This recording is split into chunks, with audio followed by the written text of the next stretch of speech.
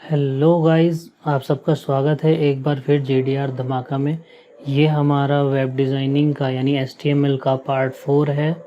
और इस वीडियो में हम सीखेंगे एलिमेंट्स क्या होते हैं, एट्रीब्यूट्स क्या होते हैं, टैग्स क्या होते हैं, स्टाइलिंग कैसे कर सकते हैं उसमें, और उसकी फॉर्मेटिंग कैसे कर सकते हैं।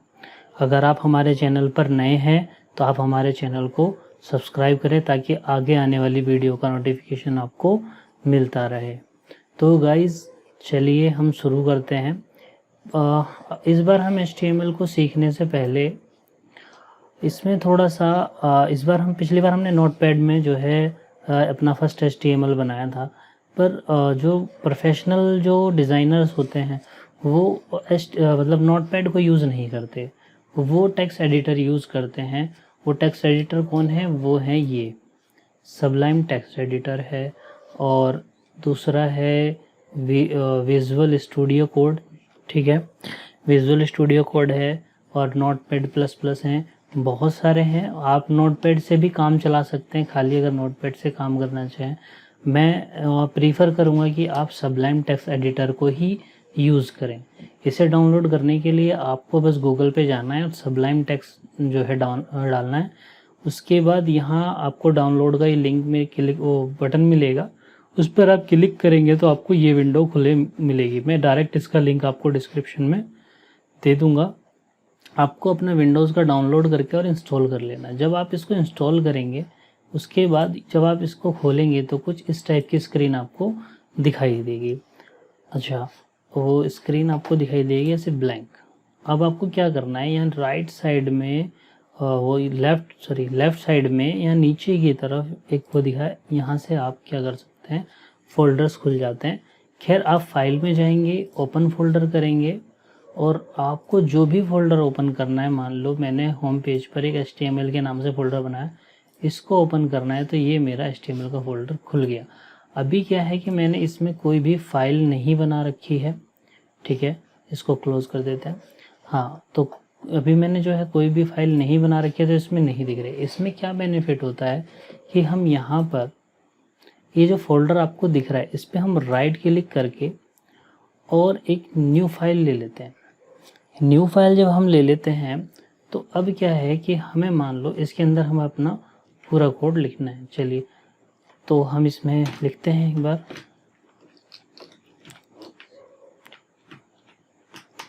Doc type HTML। ठीक है, फिर आएगा HTML, और HTML को हम क्लोज भी करेंगे। अच्छा, अभी हम लोग टाइप कर रहे हैं तो हमें एंड टैग भी लिखना पड़ रहा है, जैसे कि अब यहाँ पर हेड को हमें इसे बंद करना है। ठीक है, पर अभी क्या करते हैं, हम इसको हम सेव करते हैं। फाइल में जा कर के हम जब इसको सेव करेंगे तो ये ऑटोमेटिकली हमें उसी फोल्डर पर ले जाएगा जहाँ इसको सेव होना है, और इसको हम लिख देते हैं element.html। ये देखिए, जैसे ही मैंने इसको element.html डाला, अब क्या हुआ, ये थोड़ा कलरफुल हो गया। कलरफुल होने का क्या मतलब है कि ये HTML फाइल हो गई है। ठीक है, और आप यहाँ पर देखेंगे कि यहाँ पर इसका HTML वाला कोड भी दिख गया है। जब मैंने मोबाइल पर आपको दिखाया था कि किस तरीके से हम मोबाइल में HTML को रन कर सकते हैं, तो उसमें भी जब हमने उस फाइल को HTML में सेव किया था तो इसी तरीके का आइकन उसमें भी बन गया था। उसके बाद क्या हुआ था कि वो कलरफुल भी हो गया था। अब इसमें क्या होगा कि अब हम जो कुछ भी लिखेंगे, देखिए नीचे ऑटोमेटिकली लिखा हुआ आ गया, आप एंटर मारेंगे और एंड टैग अपने आप ही लिखा आ जाएगा। तो इसमें हम डालते हैं टाइटल ऑफ एलिमेंट्स। ठीक है, एलिमेंट पेज। ओके,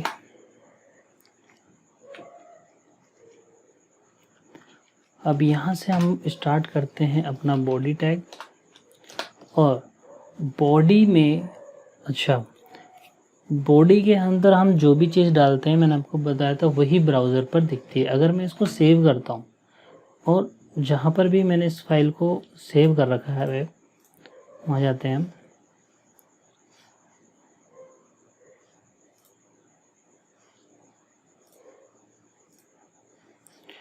तो मैंने होम पेज पर HTML का फोल्डर बनाया हुआ है। ओके, हम इसमें जाते हैं। देखिए ये एलिमेंट्स के नाम से है, इसको हम ओपन कर लेते हैं। देखिए अभी कुछ नहीं आया है, पर ऊपर जो है वो टाइटल आया है, टाइटल ऑफ एलिमेंट पेज। अब क्या करते हैं, हम वापस इसमें जाते हैं और यहाँ पर हम H1 डालते हैं और लिखते हैं दिस इज हेडिंग 1।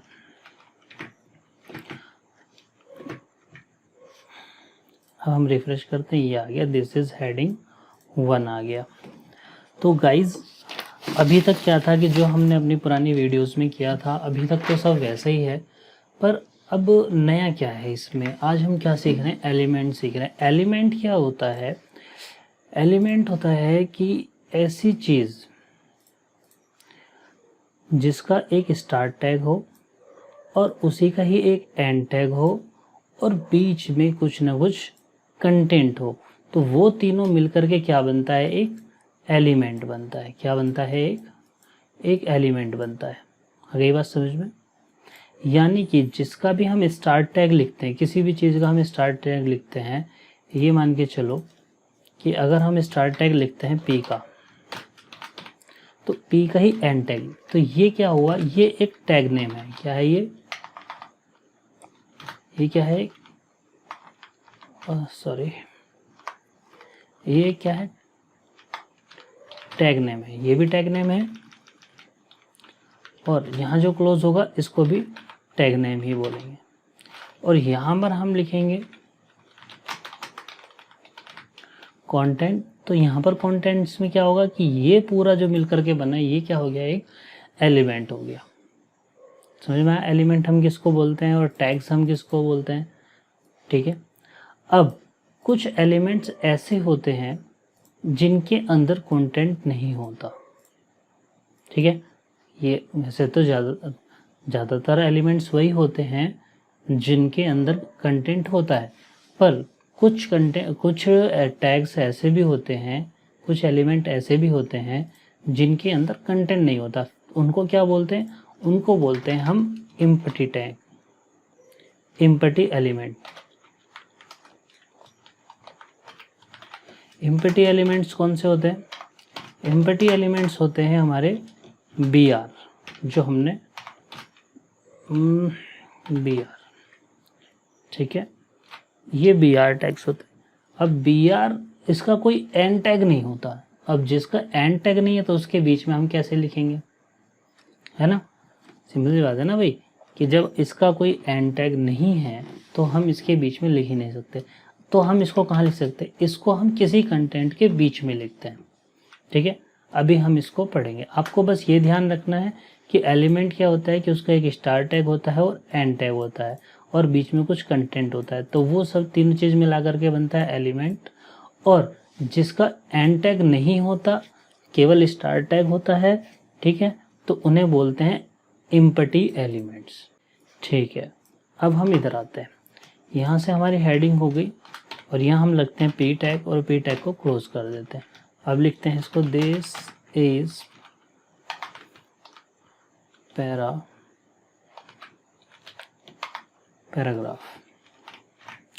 और हम क्या करते हैं, ब्राउज़र पे जाते हैं, उसको हम रिफ़्रेश करते हैं।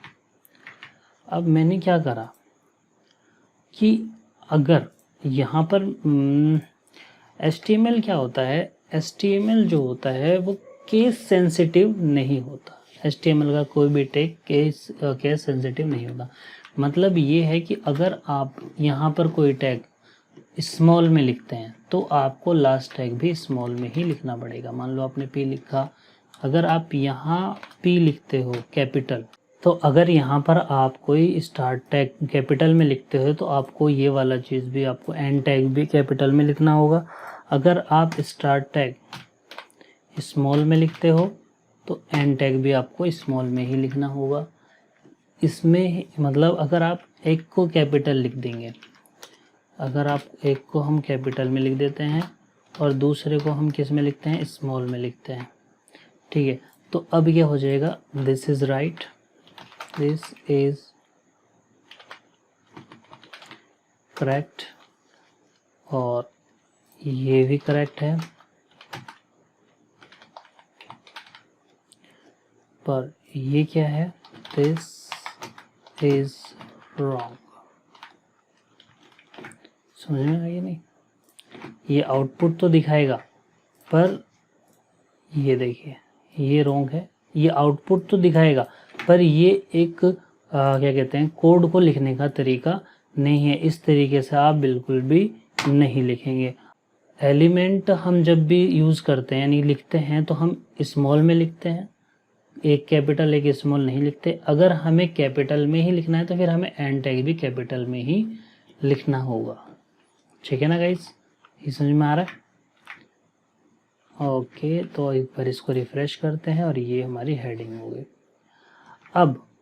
अब हम पैराग्राफ में अगर हम देखें कि पैराग्राफ क्या होता है, तो पैराग्राफ में मान लो मैं इसी को कॉपी कर देता हूँ। ठीक है, अब हमने एक पैराग्राफ ये लिखा और इसी को हम कॉपी कर लेते हैं, पर मैं इसको यहाँ से एंटर मार देता हूँ। ठीक है, मैंने क्या करा, इसको यहाँ से ब्रेक कर दिया।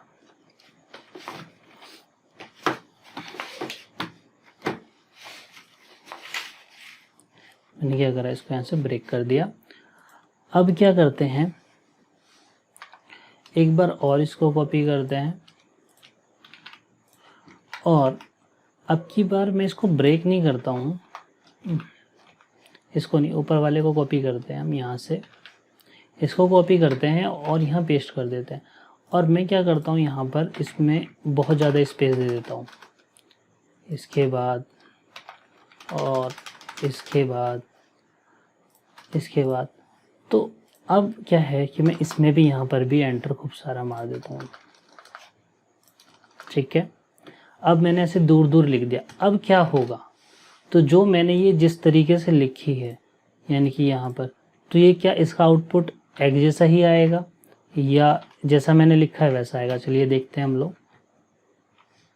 ब्राउज़र पर आए, यहाँ से रिफ़्रेश किया और देखो पहले वाला पैराग्राफ भी सेम है, दूसरे वाले का भी वही है और तीसरे वाले का भी सेम ही आया है। मतलब ये है कि अगर हम सीधा लिखते हैं तो सीधा आएगा ही आएगा, पर अगर हम ये सोचें कि हम इसमें एंटर मार देंगे और लाइन यहाँ से ब्रेक हो जाएगी तो ये भी हमें वही आउटपुट दिखाएगा जो कि ऊपर वाले का है। मतलब ये है कि HTML जो होता है वो मैक्सिमम एक बार स्पेस लेता है, चाहे आप उसमें कितने भी स्पेस दे दो। अगली बात समझ में, HTML ऑटोमेटिकली बाकी स्पेस को हटा देता है।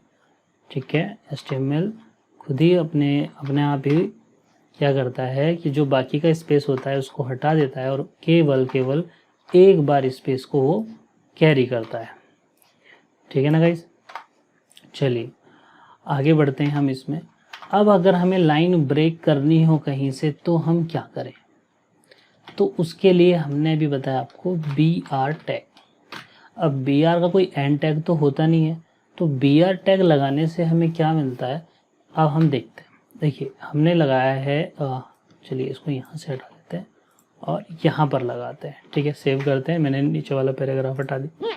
देखिए मैंने जहाँ भी BR टैग लगाया वहाँ से वो लाइन को ब्रेक कर दिया, इसको बोलते हैं लाइन ब्रेक। ठीक है ना, अगर मान लो मैं इस BR टैग को यहाँ से कॉपी करता हूँ, कॉपी करने के लिए Ctrl+C भी दबा सकते हैं आप और राइट क्लिक करके भी, और मैं चाहता हूँ कि यहाँ से ये ब्रेक हो जाए तो Ctrl+V करके हम पेस्ट भी कर सकते हैं। तो Ctrl+V करके मैंने पेस्ट करा और देखिए जहाँ भी मैंने पेस्ट करा तुरंत वहाँ से वो ब्रेक हो गई। ठीक है ना, तो ये है। और देखिए मान लीजिए अब कोई पोएम लिखता है, ठीक है, पोएम लिखता है, मान लो मैंने एक पोएम ये निकाल रखी है और मैं इसको चाहता हूँ कि मैं इसको ऐसा ही यहाँ पर उठा करके यहाँ पे पेस्ट कर दूँ ताकि वो हमको दिखाई दे बिल्कुल ऐसी जैसे कि ये पोएम हमने यहाँ पर लिखी है। तो जब अभी हमने देखा था कि जब हमने एंटर मार करके लाइन ब्रेक करी थी तो आउटपुट कैसा आया था, तो एक बार और देख लेते हैं। यहाँ पे ये देखिए, ये बिल्कुल सीधी लाइन में आया, ठीक है। क्यों? क्योंकि वो सिंगल ही स्पेस लेगा, ठीक है ना। पर अगर हमें इसको इसी तरीके से लिखना हो और BR टैग भी ना लगाना हो तो हम क्या करेंगे, तब हम इसमें यूज़ करते हैं प्री। क्या यूज़ करते हैं हम? प्री। प्री से ही शुरू करेंगे और प्री से ही हम ख़त्म करेंगे, ठीक है। और इसको हम रिफ़्रेश करते हैं। देखिए, जिस तरीके से हमने लिखा था वो पोएम को उसने उसी तरीके से ले लिया। जितना स्पेस हमने इधर दिया उतना ही स्पेस इसने इधर ले लिया। अगर हम इधर की तरफ इसका स्पेस ख़त्म कर देंगे,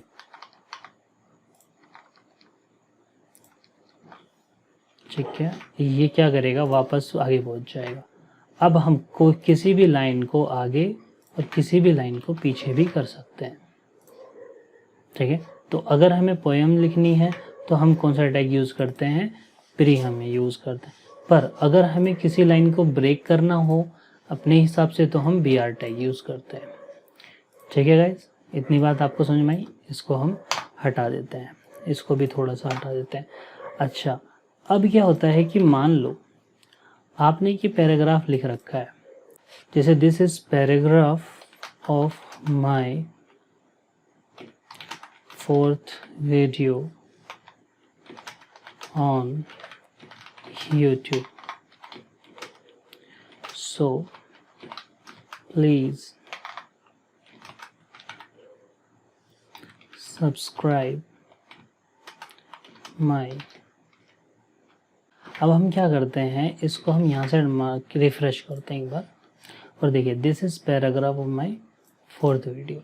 अब क्या है कि हमें इसमें जो है, अब मान लो मैंने इसमें हेडिंग दी हुई है और हेडिंग के नीचे मैं चाहता हूँ कि एक लाइन आ जाए और उसके नीचे मेरा पैराग्राफ चालू हो, ठीक है। अब इसके नीचे अगर मेरा पैराग्राफ चालू हो तो मैं इसको थोड़ा सा बड़ा कर देता हूँ, ठीक है।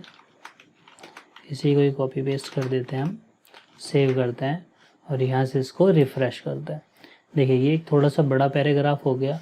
अब मैं चाहता हूँ कि इसके नीचे मुझे लाइन आ जाए, तो एक होता है हमारा HR टैग। बस आप जहाँ भी HR लिखोगे वहीं पर ये क्या कर देगा, एक लाइन क्रिएट कर देगा।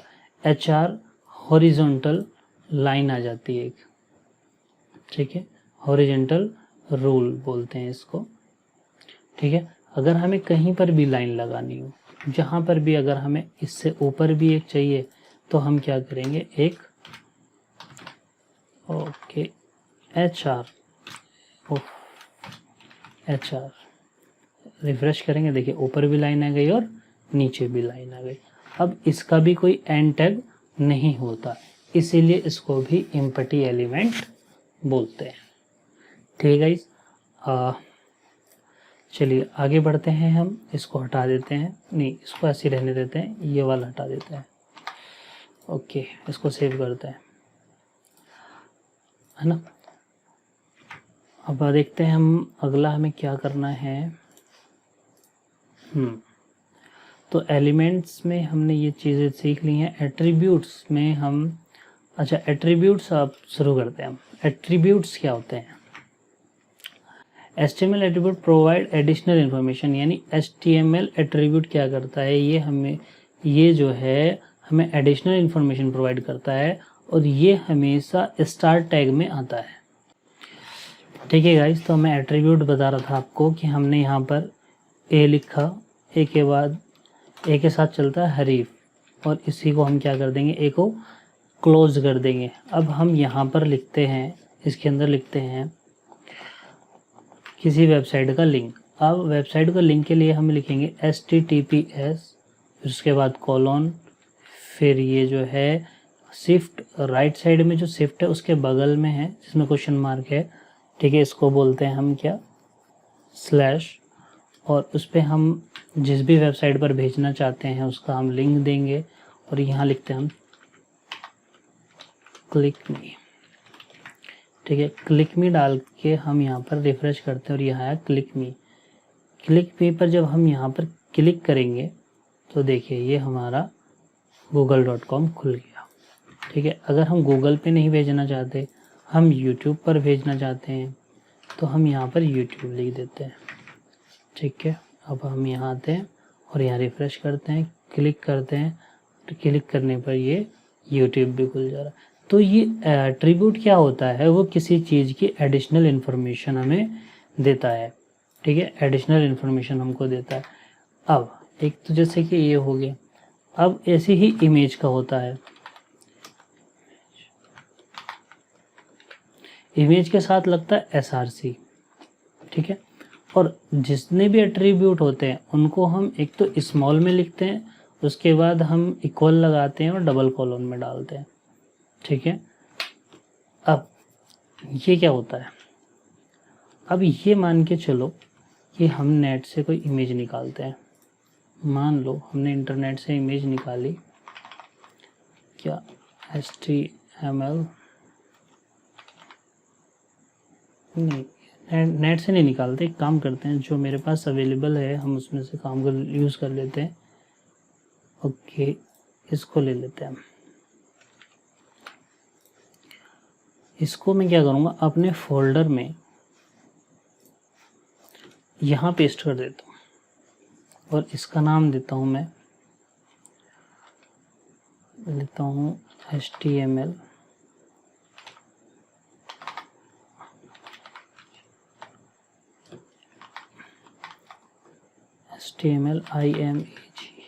इमेज। ठीक है, मैंने इसका नाम HTML इमेज दे दिया और ये क्या है, एक PNG फॉर्मेट में है। किस में है, PNG फॉर्म में। अच्छा, अब मैं क्या करूँगा, यहाँ पर राइट क्लिक करूँगा और इसको ओपन विद करूँगा, कहाँ, गूगल क्रोम पे, मतलब आप किसी भी ब्राउज़र पे खोल सकते हो। ये आपको लिंक मिल गया। अब आप क्या करोगे, यहाँ से इसको कॉपी करोगे और अपनी फाइल में जाओगे और यहाँ पर इसको पेस्ट कर दोगे। ठीक है। अब इमेज क्या होता है, इमेज का कोई भी एंड टैग नहीं होता, इमेज का कोई भी एंड टैग नहीं होता। अब यहाँ से आपने इसको सेव करा, अब इसको एक बार देख लेते हैं। यहाँ आए आप, ये तो यूट्यूब मैंने क्लिक करके खोला था जो, अच्छा ठीक है। अच्छा, मैंने इसको रिफ़्रेश करा और यहाँ पर मेरी इमेज आ गई। ठीक है। अगर मैं यहाँ पर कुछ और लिखता हूँ और फिर इधर रिफ़्रेश करता हूँ, देखिए इमेज चली गई। ठीक है। लेकिन अगर मैं यहाँ पर वापस यहाँ लगाता हूँ तो इमेज आ गई। अब इसके साथ साथ क्या होता है, इमेज के साथ हमें जो है विड्थ और हाइट भी एट्रीब्यूट मिलते हैं। जैसे विड्थ, मान लो कि मुझे 400 रखनी है तो सिर्फ 400 डालेंगे, और हाइट हमें 300 रखनी है तो सिर्फ 300 डालेंगे और सेव करेंगे। और यहाँ से जैसे ही हम इसको रिफ़्रेश करेंगे तो ये देखिए, ठीक है, हाइट इसकी 300 हो गई, विड्थ इसकी 400 हो गई। पर ये थोड़ी खींची खींची लग रही है तो मैं हाइट को क्या कर देता हूँ, और कम कर देता हूँ, 200 कर देता हूँ और मैं यहाँ से इसको रिफ़्रेश करता हूँ। अब देखिए, अब ये दबी हुई सी लग रही है तो यहाँ पर हम क्या करते हैं, इसको 250 कर देते हैं।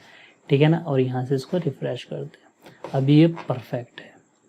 ठीक है। तो ये एट्रीब्यूट होते हैं जो हमको दिखाई नहीं देते, पर ये अपना पूरा काम करते हैं। यानी कि ये हमें किसी भी चीज़ की एडिशनल इन्फॉर्मेशन हमको देते हैं। ठीक है ना। अच्छा, इमेज के साथ एक एट्रीब्यूट और आता है, वो है अल्ट एट्रीब्यूट। मतलब मान लो यहाँ पर आ गया HTML इमेज। अब ये क्या करता है, हमने इसको रिफ़्रेश करा, यहाँ पर इमेज ही आ रही है, मैं इसी इमेज को डुप्लीकेट करता हूँ। अभी हम देखेंगे कि ये इमेज हमारे पास 2 बार आ रही है। अब 2 बार आ रही है, पर अब मैं क्या करता हूँ, यहाँ इमेज का नाम चेंज करता हूँ और मैंने इसको रिफ़्रेश किया। अब देखिए, अब क्या हुआ कि जहाँ पर इमेज आ रही है वहाँ तो इमेज दिखा रही है, लेकिन जहाँ पर इमेज नहीं आ रही वहाँ पर क्या लिखा हुआ आ रहा है, HTML इमेज। अब HTML इमेज क्यों आ रहा है, यहाँ से आ रहा है, क्योंकि अगर हम यहाँ पर लिखते हैं इमेज नॉट फाउंड, ठीक है, और यहाँ रिफ़्रेश करते हैं, देखिए इमेज नॉट फाउंड। तो अल्ट क्या करता है कि वो एक रिप्लेसमेंट होता है किसका, इमेज का। अगर इमेज नहीं दिखाई दी तो वहाँ पर वो मैसेज जो शो होगा उसके लिए हम अल्ट यूज़ करते हैं। ठीक है, आपको समझ में आया? उसी तरीके से एक एट्रीब्यूट होता है स्टाइल। स्टाइल एट्रीब्यूट जो होता है, अब देखिए स्टाइल एट्रीब्यूट क्या होता है, स्टाइल के बाद इक्वल, उसके बाद कोलन कोलन डबल कोलन। ठीक है, स्टाइल एट्रीब्यूट में जो होता है, इसमें एक प्रॉपर्टी होती है, एक वैल्यू होती है। प्रॉपर्टी मान लो बैकग्राउंड, बैकग्राउंड क्या, कलर। उसके बाद कोलन हम यूज करते हैं। ठीक है, शिफ्ट के साथ कोलन वाला बटन। उसके बाद हम इसमें लिखते हैं बैकग्राउंड कलर रेड।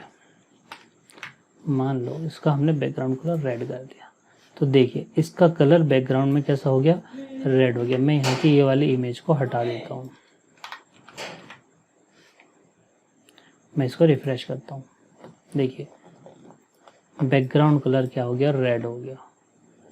मैं क्या चाहता हूँ कि बैकग्राउंड नहीं, इसका टेक्स्ट कलर को रेड कर दूँ। तो टेक्स्ट कलर के लिए क्या यूज़ होता है, वही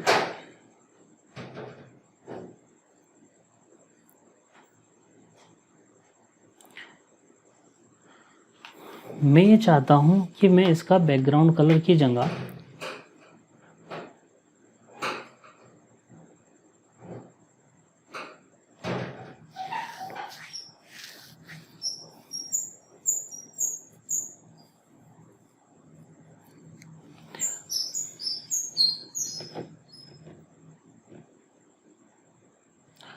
तो मैं क्या चाहता हूँ, मैं ये चाहता हूँ कि मैं इसका बैकग्राउंड की बजाय मैं इसका कलर मतलब टेक्स्ट कलर चेंज करूँ। तो टेक्स्ट कलर के लिए हमारे पास क्या होता है, कलर प्रॉपर्टी होती है। कलर की वैल्यू हम देते हैं मान लो रेड, और इसको हम क्या करते हैं, यहाँ से रिफ्रेश करते हैं।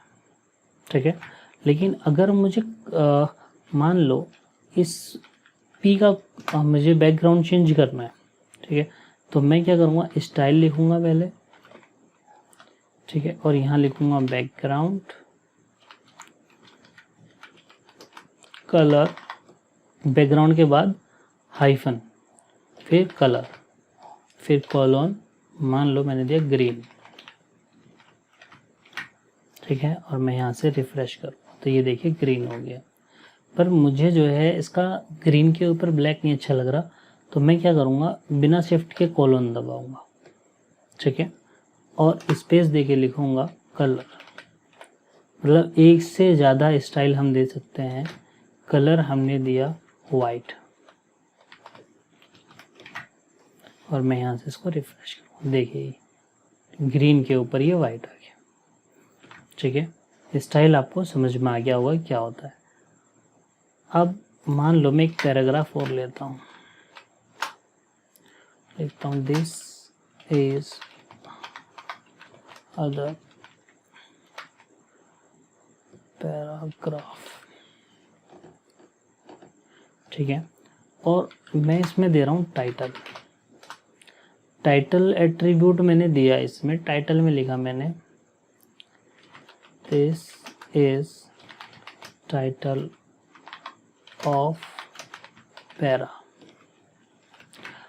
अब क्या होगा कि एक तो पैराग्राफ मेरे पास आ जाएगा, और टाइटल का यूज़ क्या होता है कि अगर मैं उसके ऊपर माउस लेकर के जाऊंगा तो वो बना हुआ टूल टिप आ जाता है कि ये क्या है, this is title of para.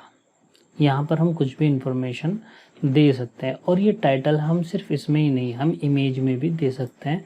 मान लो यहाँ दिया हमने टाइटल, और टाइटल में दे दिया HTML, सेव रहा और रिफ्रेश करते हैं, माउस लेकर के जाएंगे, देखिए HTML लिखा हुआ आ गया है।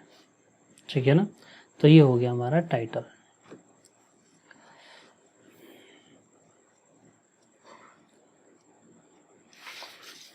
तो हम देखते हैं कि हमने सब चीज़ें कवर कर ली हैं क्या। अगर हमने सब चीज़ें कवर कर ली होंगी तो देखते हैं हम। ओके, एलिमेंट्स हमने पढ़ लिए हैं, स्किप नहीं करना है। Okay, next.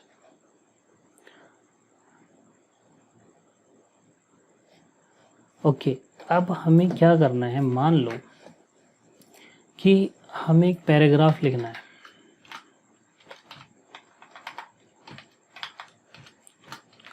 ठीक है, उस पैरा मैंने लिखा दिस इज अदर पैराग्राफ। ठीक है, ओके गाइस, तो मान लो मैंने एक पैराग्राफ लिखा और इसका मैंने टाइटल दिया मैंने कि दिस इज टूल टिप। लेकिन मैं ये चाहता हूँ कि ये जो टूल टिप है, टूल टिप ऑफ पैरा। ठीक है, अब इस टूल टिप के ऊपर मैं ये चाहता हूँ कि यहाँ पर मेरा सिंगल कोट आए। ठीक है, अब क्या होगा कि जब मैं इसको रिफ्रेश करूँगा,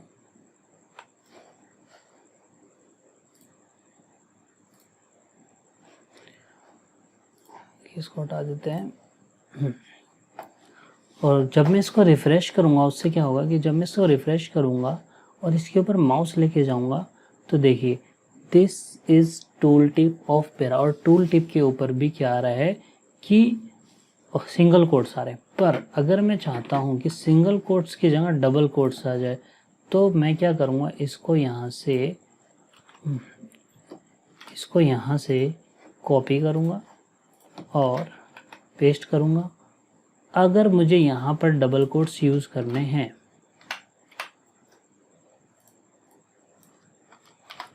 ठीक है, तो अगर मुझे यहाँ डबल कोट्स यूज़ करने हैं तो अब यहाँ पर देखो रेड आ गया।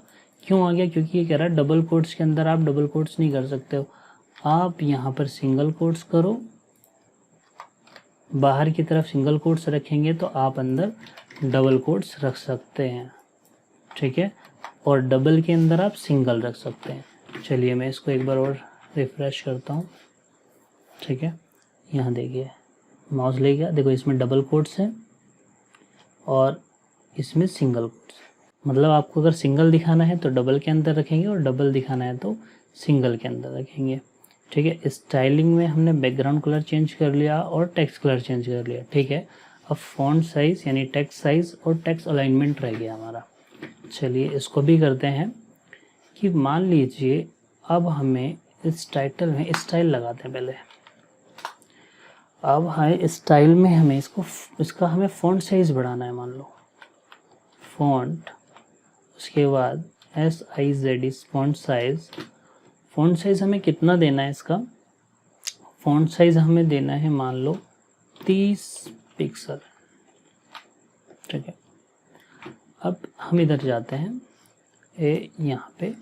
अभी जो ये चीज़ है इसका हमने फ़ॉन्ट साइज़ बढ़ाया, इसको हम रिफ़्रेश करते हैं और देखिए ये बढ़ गया। इसको हमने थोड़ा सा बड़ा कर दिया तो ये क्या हो गया? फ़ॉन्ट साइज़ हो गया। ठीक है, तो इस तरीके से हम इसका कितना भी फ़ॉन्ट हम डाल सकते हैं। मान लो हम इसका फ़ॉन्ट साइज़ डालते हैं 50। ठीक है, और हम इधर से जाते हैं रिफ़्रेश करते हैं, देखिए ये 50 हो गया। ठीक है, अब हम ये चाहते हैं कि भाई ये जो पैराग्राफ है ये वाला पैराग्राफ सेंटर में आ जाए। तो हम क्या करेंगे, ये इस वाले पैराग्राफ में लिखेंगे स्टाइल और उसमें देंगे TEXT टेक्स्ट अलाइन, और टेक्स्ट अलाइन की वैल्यू जो होती है वो है सेंटर। अगर हमें सेंटर में रखना है तो हम सेंटर लिखेंगे, ये सेंटर। देखिए ये सेंटर में आ गया। ठीक है ना गाइस, तो इस तरीके से हम उसको लेफ़्ट राइट दे सकते हैं, और लेफ़्ट में तो बाय डिफ़ॉल्ट होता ही है। तो देखिए ये राइट साइड में पहुंच गया। ठीक है ना, तो ये लेफ़्ट राइट सेंटर हम किसी को भी दे सकते हैं। मान लो इसको भी देना चाहते हैं हम, तो कॉलन लगाया, उसके बाद हम लिखेंगे टेक्स्ट अलाइन सेंटर। ये देखिए ये भी सेंटर में आ गया। ठीक है ना गाइस, तो हम कोई भी पैराग्राफ, हेडिंग, कुछ भी हम स्टाइल के थ्रू उसको पूरा मैनेज करते हैं। स्टाइल क्या होता है? ये एक CSS का पार्ट है, और ठीक है, इसको हम इनलाइन CSS भी बोलते हैं। इसमें कुछ जो चीज़ें यूज़ होती हैं HTML में वो हम आपको बता रहे हैं कि स्टाइल को हम किस तरीके से यूज़ करते हैं। ये जो पार्ट होता है ये क्या कहलाता है, प्रॉपर्टी, और इधर वाला पार्ट जो होता है वो हो जाता है वैल्यू। ठीक है ना। तो CSS में एक प्रॉपर्टी होता है और उसी की वैल्यू होती है। ठीक है। आई होप कि आपको समझ में आया होगा जो मैंने आज बताया है। अगर आपको किसी में भी कोई भी डाउट है या कोई भी चीज़ आपको नहीं समझ में आई है अब इस वीडियो में या इससे पहले वीडियो में, तो आप हमें कमेंट बॉक्स में बता सकते हैं, हम उसका जल्द से जल्द रिप्लाई करेंगे। और आपको हमारी वीडियो अच्छी लगी हो तो इसको ज़्यादा से ज़्यादा शेयर करो, लाइक करो और हमारे चैनल को सब्सक्राइब करो। Thank you guys.